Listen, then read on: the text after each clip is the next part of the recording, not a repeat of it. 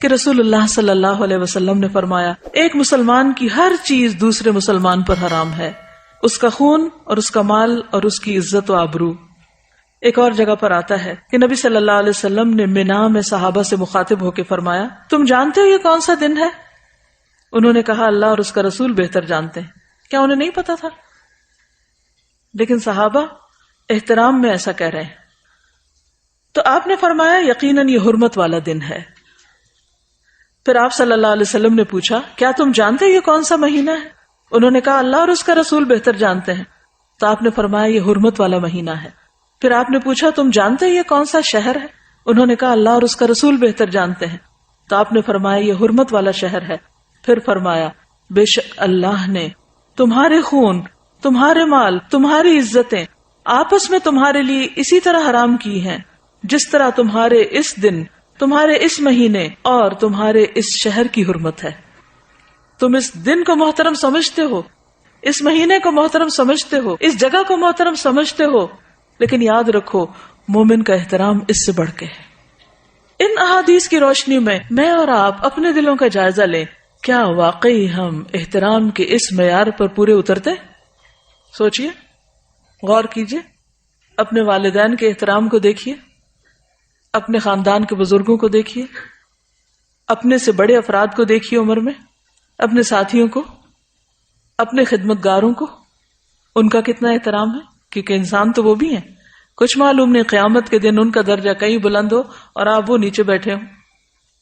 کیا واقعی دین کی یہ روح ہمارے اندر ہے؟ ہم مسلمان کہلانے کے لائق ہیں؟ حق رکھتے ہیں؟ دلوں کا جائزہ لیجئے۔ آج اسلامی معاشرے سے کیا اٹھ چکا ہے جس کی وجہ سے ساری خرابیاں پیدا ہو رہی، ساری بے چینیاں اور بے اطمینانیاں، اس کی بنیادی وجہ یہی ہے۔ صرف آج سے اگر آپ یہ عہد کر لیں کہ کوئی بڑا ہو یا چھوٹا مجھے اس کے ساتھ عزت اور احترام سے بات کرنی ہے، تو آپ دیکھیے کہ پوری فضا ہی تبدیل ہو جائے گی۔ اور کیوں کرنا ہے؟ کیا کسی سے انعام کی خاطر؟ کسی سے کچھ حاصل کرنے کے لیے؟ نہیں۔ کیوں کریں گے ہم احترام کسی کا؟ اچھا یہ بتائیے مجھے، ہم احترام کرتے کیوں نہیں؟ احترام کیوں نہیں کرتے؟ اس کی کیا وجہ ہوتی؟ اس کے پیچھے کیا نفسیات ہوتی؟ تکبر، ایروگنس۔ ہم سمجھتے ہیں ہم اگر کسی کا احترام کریں گے، کسی کے ساتھ ہم عزت سے پیش آئیں گے تو ہم چھوٹے ہو جائیں گے، پھر دوسرے ہمارے سر پہ چڑھ جائیں گے۔ حالانکہ بہت سے اختلافات ہم احترام کی حد کے اندر رہتے ہوئے بھی حل کر سکتے ہیں۔ ضروری تو نہیں کہ کسی بھی کام کو بدتمیزی اور بد اخلاقی سے ہی کیا جائے۔ ہم امن سے، احترام سے، سکون سے، خوشی سے بہت سے معاملات کو حل کر سکتے ہیں، لیکن ہم ایسا کیوں نہیں کرتے؟ کیونکہ وہ اندر کی اصلاح نہیں ہوئی۔ بعض اوقات ہم یہ بھی کرتے ہیں کہ اگر کوئی میری عزت کرے گا تو میں اس کی عزت کروں گی، کنڈیشنل شرط رکھ دیتے ہیں، کیونکہ اس نے نہیں کی لہٰذا مجھ پر بھی فرض عائد نہیں ہوتا۔ اور ایگو، برا گمان، جب ہمارے دل میں کسی کا احترام نہیں ہوتا نا تو رویے میں آتا ہی نہیں۔ جن کے دلوں میں احترام ہوتا ہے کیا وہ نگاہوں سے بھی نہیں چھلک رہا ہوتا؟ وہ چہروں سے جھلک رہا ہوتا ہے، وہ رویوں سے پتہ چل رہا ہوتا ہے، وہ چال ڈھال سے پتہ چل جاتا ہے۔ اس کے لیے کسی خول چڑھانے کی ضرورت ہی نہیں ہوتی۔ تو اصل چیز کیا ہے کہ اس بات کو اللہ کا حکم سمجھ کر اپنے اندر لانے کی کوشش کریں۔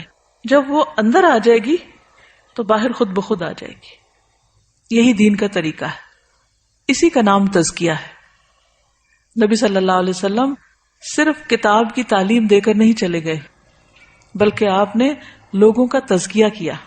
تو آئیے دیکھتے ہیں کہ کون کون سی چیز محترم ہے، احترام کیسے کرنا ہے، کسی کی کیا چیز ہم پر حرام ہے جس کو ہم نہیں چھیڑ سکتے، جس سے بچنا ہے۔ تو سب سے پہلے ہے جان کی حرمت۔ ہر انسان کو جینے کا حق ہے، سوائے اس کے کہ اللہ اس کو یہ حق نہ دے۔ قرآن مجید میں قتل مومن کو حرام قرار دیا گیا۔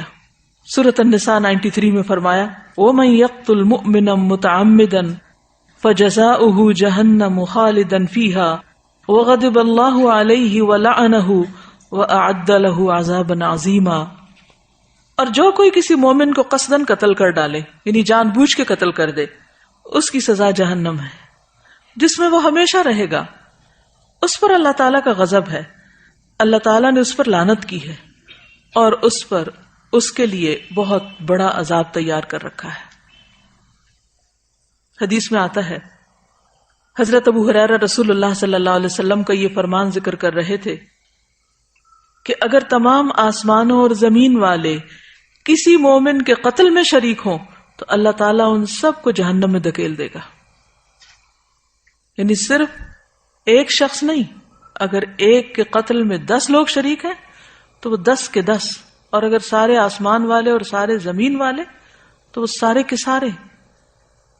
پتہ کیا چلتا ہے کہ ایک مومن کی جان اس قدر قیمتی ہے اللہ کے نزدیک کہ اس کے بدلے میں وہ سب کو سزا دے سکتا ہے اگر وہ اس کے جان لینے میں شریک ہو.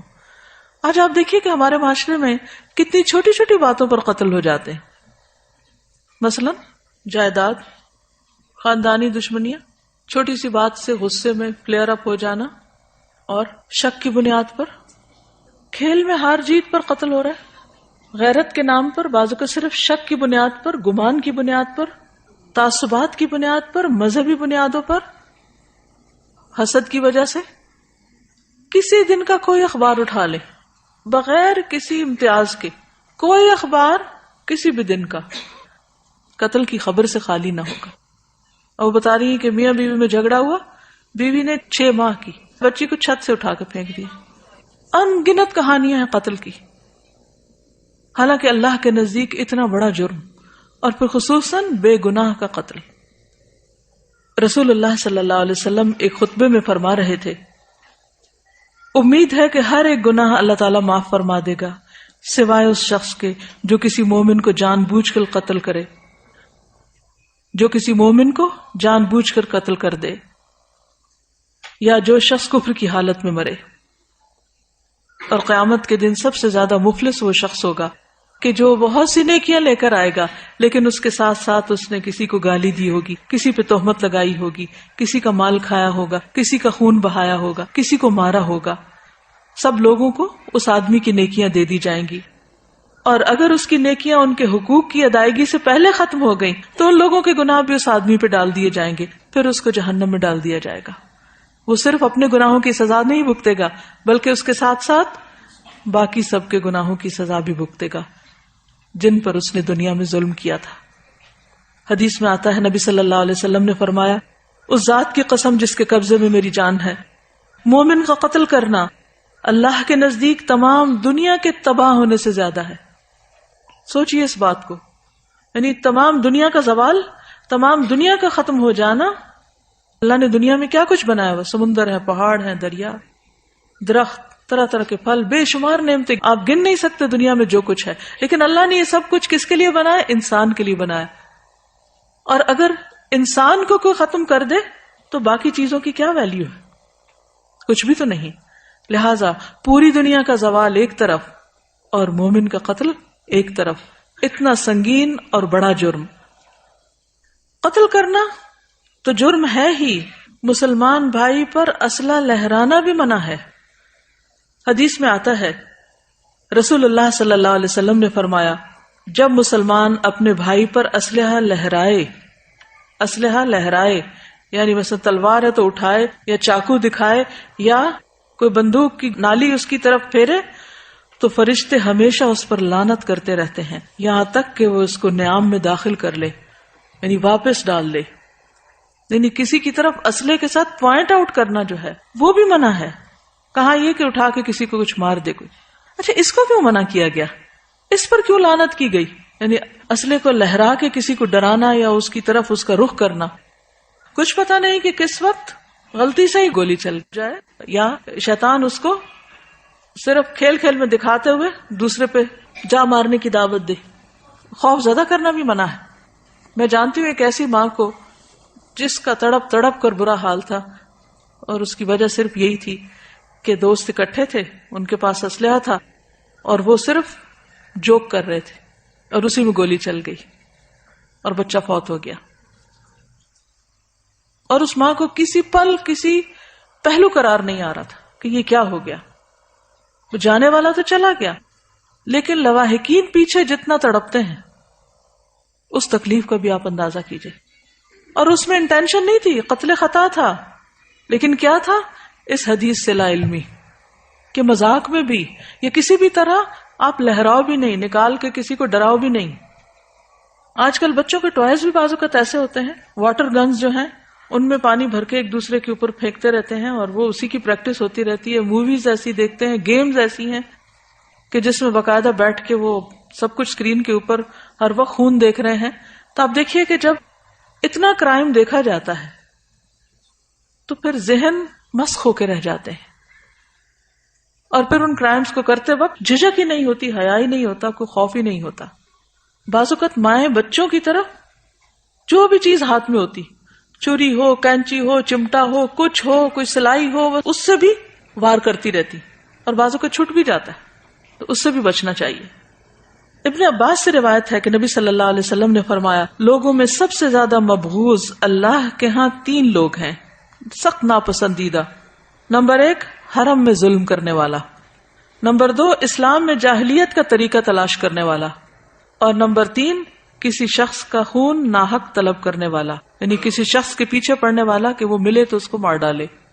ایسا شخص جو صرف تلاش ہی کر رہا ہو، بات کرتے ہیں ٹارگٹ کلنگ، یعنی کچھ لوگوں نے اس کو ایک مذاق بنایا ہوا ہے یا ایک کھیل بنایا ہوا ہے، یا کچھ لوگوں کو اپنے ٹارگٹ پہ رکھا ہوتا ہے کہ فلاں فلاں کو مار ڈالنا ہے، اور اس کے لیے وہ راستے تلاش کرتے رہتے ہیں. تو ایسا شخص بھی اللہ کا انتہائی ناپسندیدہ شخص ہے کہ جو کسی کو مارنے کے درپے ہو.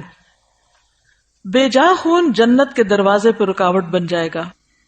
جندب بن عبداللہ سے روایت ہے کہ رسول اللہ صلی اللہ علیہ وسلم نے فرمایا، اگر کسی میں یہ ہمت ہو کہ وہ اپنے اور جنت کے مابین مسلمان آدمی کے خون کی ایک لب بھی حائل نہ ہونے دے، جسے وہ مرغی کے ذبح کرنے کی طرح بے قیمت سمجھ کر بہا دے، تو وہ ایسا کرے، کیونکہ وہ جب بھی جنت کے کسی دروازے پر جائے گا تو اس خون کو اپنے اور جنت کے مابین بطور آڑ پائے گا. یعنی قتل تو قتل ہے، کسی کا خون بہانا، یعنی اس کو زخمی کر کے اس کا خون بہانا جو ہے، یہ بھی جنت اور اس کے بیچ میں رکاوٹ ڈال دے گا. تو جہاں سے بھی انٹر ہونا چاہے گا دروازہ بند ہو جائے گا، یا کوئی چیز بیچ میں آئے گی کہ وہ انٹر نہیں ہو سکے گا. آپ نے بازو کا دیکھا ہوگا نا، وہ کارڈ سوائپ کر کے آپ نکل جاتے ہیں، تو اگر کارڈ میں ذرا سی بھی کوئی خرابی آئے، اسکریچ آ جائے، تو آپ کارڈ سوائپ کرتے رہتے ہیں لیکن آپ کے لیے دروازہ نہیں کھلتا.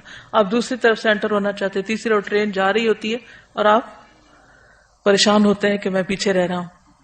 اس لیے کسی کے ساتھ کسی بھی قسم کی زیادتی حرام ہے. قتل حرام ہے، اسلحہ لہرانا باعث لعنت ہے، اور اسی طرح کسی کے قتل کے درپے ہونا اور اس چیز کو سوچنا یا کہنا، یہ بھی ناپسندیدہ ہے. آپ نے دیکھا ہوگا کہ بعض اوقات تکیہ کلام کے طور پر لوگ کہتے ہیں I'll kill you، سنا کبھی آپ نے؟ اس سے بھی بچیے، کیونکہ اگر آپ دن میں 10 دفعہ یہ کہہ رہے ہیں تو آپ کے اعمال نامے میں لکھا جا رہا ہے. اور بعض لفظ ہم جب بار بار بولتے ہیں تو کیا ہوتا ہے، لاشعور میں چلے جاتے ہیں، اور پھر بعض اوقات انسان اچانک ایسی کوئی غلطی کر بیٹھتا ہے کہ جس کا وہ سوچتا نہیں ہے، اس نے سوچا نہیں ہوتا، لیکن اسے وہ بھول چکا ہوتا ہے کہہ کے کہ میں یہ کہتا رہا ہوں. اب جتنی بار بھی اس نے ایسا کہا وہ سب اس کا